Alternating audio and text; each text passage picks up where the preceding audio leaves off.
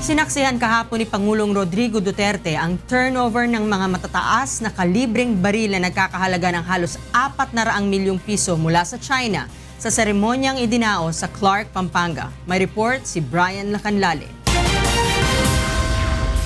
Personal na sinaksihan ni Pangulong Rodrigo Duterte ang turnover ceremony ng mga armas na ibinigay ng China sa sandataang lakas ng Pilipinas kahapon sa Clark Air Base, Pampanga.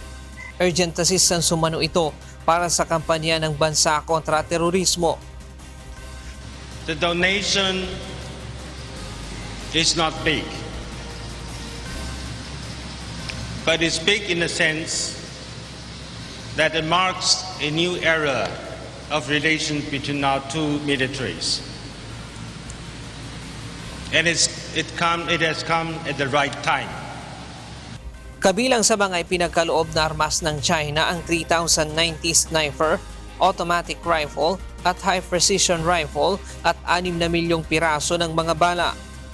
5 milyong piso rin na cash donation ang ipinagkaloob ng China para sa pamilya ng mga sundalong nasawi at nasugatan sa bakbakan sa Marawi City. Ito ang bagong armas na ipinagkaloob ng China sa sandataang lakas ng bansa. Ayon pa sa China, unang batch pa lamang ito ng kanilang ayuda at inaasahang darating sa mga susunod na buwan ang ikalawang batch. Bukas din ang China sa posibilidad na magkaroon ng joint military exercises at sa pagtulong na mapaunlad ang infrastruktura at masugpo ang kahirapan sa bansa na isang dahilan umano ng paglitaw ng local terrorists. Ang isang bahagi ng mga bagong armas ay ipapadala sa Mindanao upang makatulong sa pagsugpo sa mahigit isang buwan ng bakbakan kontra Mauti Group.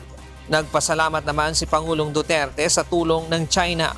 This is not only to strengthen our country's commitment to support each other during times of need, but also highlights the dawn of a new era in Philippine-Chinese relations.